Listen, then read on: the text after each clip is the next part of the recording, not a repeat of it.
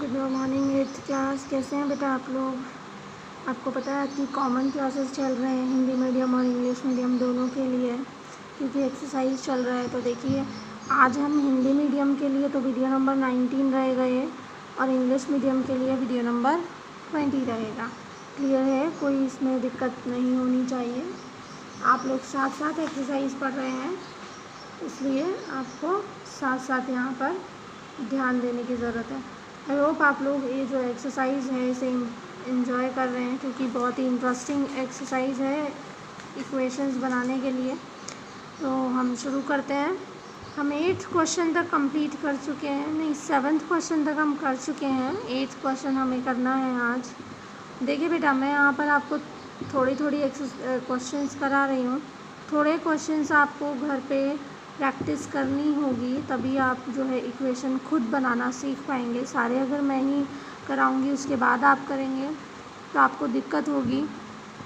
अगर आप कोशिश करें खुद भी घर पे इक्वेशंस बनाने की, तो आपको बहुत जल्दी से यहाँ पर जो है ना समझ में आएगा और बहुत ही जल्दी आप कर पाएंगे। देखिए,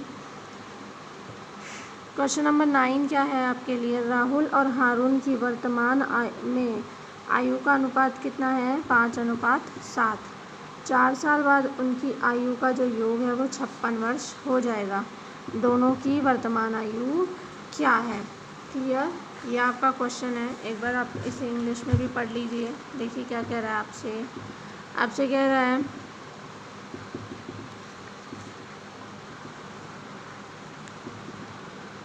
बेटा देखिए यहाँ पर आपका ना क्वेश्चन नंबर 9 पढ़ दिया है मैंने। 8th क्वेश्चन पढ़ना है, अभी देख लेते हैं। पहले 9th देख लीजिए आप। The age of Rahul and Haroon are in the ratio of 5:7। ठीक है, यानी राहुल और हारून दो बच्चे हैं, उनका जो रेशो है वो 5:7 का है। ठीक है, आपसे कहा है 4 साल बाद उनकी जो एज होगी, 4 साल बाद उनकी एज को अगर आप जोड़ेंगे, सम करेंगे तो 56 ईयर्स होगा। ठीक है, तो आपको बताना है कि उनकी प्रेजेंट एजेस क्या है। ठीक है, हमने देखिए गलती से यहाँ पर 8th की जगह 9th क्वेश्चन पहले पढ़ लिया है, तो कोई बात नहीं, हम 9th क्वेश्चन ही पहले कर लेते हैं। हारून और राहुल दोनों की वर्तमान, मैंने आपसे बताया जब भी कोई क्वेश्चन आपका ना रेशो में रहे तो आपको उसके साथ क्या लगा लेना है बेटा? x लगा लेना है। ठीक है, तो let the age of Rahul is equals to 5x और हारून की एज 7x। ठीक है, माना राहुल की वर्तमान आयु 5x और हारून की वर्तमान आयु 7x। ठीक है, अब आपसे क्या कहा है? 4 साल बाद, तो देखिए 4 साल बाद राहुल की एज तो क्या हो जाएगी? 5x + 4, और हारून की एज क्या हो जाएगी? 7x + 4। तो अब आप यहाँ पर लिख दीजिए अकॉर्डिंग टू क्वेश्चन, यानी प्रश्न के अनुसार क्या कहा जा रहा है आपसे कि जो 4 साल बाद राहुल की एज है और हारून की एज है, दोनों को अगर आप ऐड कर देते हैं तो 56 ईयर्स आ जाएंगे। तो यहाँ से आपकी इक्वेशन बन गई है। x ऐड कीजिए, 5 और 7 12x, और 4 और 4 8 आप उधर ले जाएंगे, माइनस हो जाएगा, 48 रह जाएगा। x निकालना है तो 12 से डिवाइड कर दीजिए, x कितना आ जाएगा आपका बेटा? 6 आ जाएगा। ठीक है, इसलिए आप देखिए यहाँ से निकाल सकते हैं। एज ऑफ राहुल आपने क्या ली थी? 5x + 4 ली थी, 5x + 4। ये तो देखिए +4 भी आप कीजिए चाहे मत कीजिए, क्योंकि 4 साल बाद की एज नहीं, हमें जो है राहुल की प्रेजेंट एज चाहिए। प्रेजेंट एज तो क्या हो जाएगी यहाँ पर? राहुल की 30, 5x ओनली है ना, x की जगह 6 रखेंगे, 5 6 30, ये तो हो जाएगी उसकी प्रेजेंट एज, यानी कि वर्तमान आयु 30 है। और अगर आप 4 साल बाद वाली आयु देखेंगे तो कितनी है?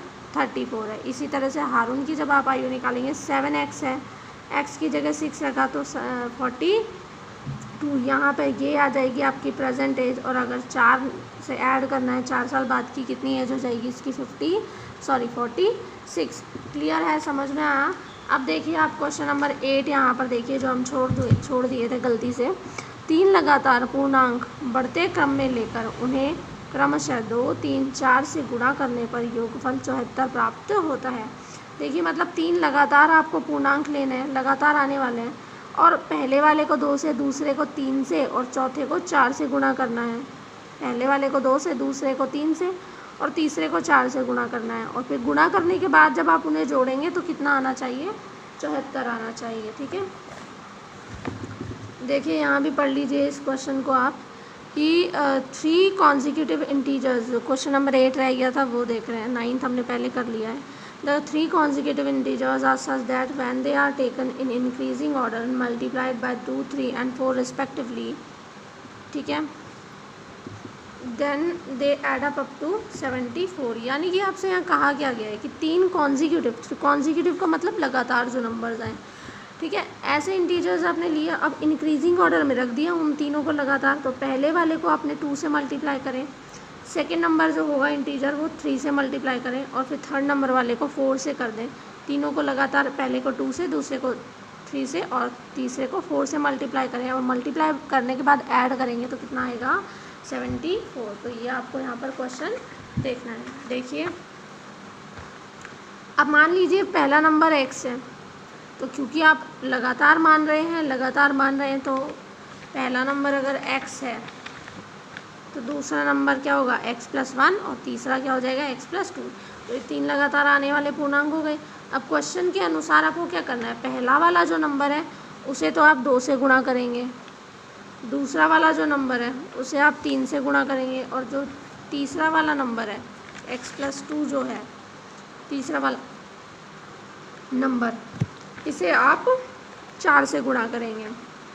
तो कर दीजिए गुणा, 2x 3x और 3 4x 4 2 8, और इधर कितना आना चाहिए 74, सबको जोड़े तो 74 आए।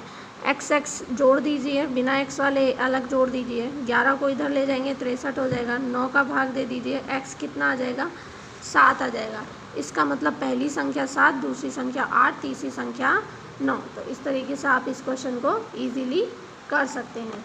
नेक्स्ट देखिए क्वेश्चन क्या है आपका 10th क्वेश्चन। आप देखिए the number of boys and girls are in the क्लास आर इन द रेशो ऑफ 7:5, यानी कि बॉयज़ और गर्ल्स का जो रेशो है वो कितना है 7:5 का है। अब आपसे कहा the number of boys is 8 more than the number of girls, यानी कि लड़कों की संख्या लड़कियों की संख्या से 8 ज़्यादा है, लड़के 8 ज़्यादा हैं। तो आपसे क्या बताओ टोटल जो है ना कितने बच्चे हैं इस क्लास के अंदर। ठीक है, इसे आप हिंदी में भी पढ़ लीजिए।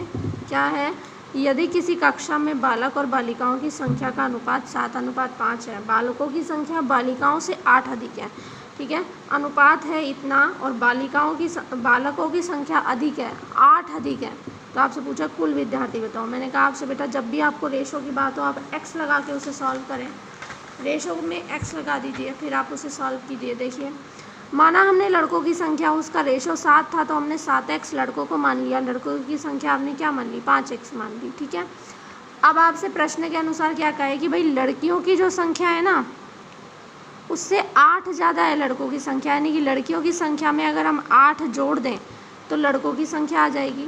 तो ये आपकी इक्वेशन बन गई यहाँ से। अब 8 रहने दीजिए, 5x उधर ले जाइए, 7x में से 5x गए कितने बचे 2x, x निकालेंगे तो कितना आ गया 4। तो बॉयज़ की संख्या कितनी हो जाएगी 7x, यानी 7 × 4 28। गर्ल्स है 5x यानी 5 × 4 20, यानी कि इस क्लास के अंदर लड़के हैं 28 और लड़कियां हैं 20। समझ में आए बेटा? ये सारे क्वेश्चंस आपके बहुत आसान हैं अगर आप इक्वेशन ध्यान से पढ़कर उसे समझकर बना सकते हैं। ठीक है, नेक्स्ट हमारा 11th क्वेश्चन रहेगा, और 11th क्वेश्चन हम स्टार्ट करेंगे बेटा वीडियो नंबर 20 जो हम पढ़ेंगे उसके अंदर, क्योंकि एक साथ इन्हें इतने सारे पढ़ने से आप लोग कंफ्यूज हो जाएंगे।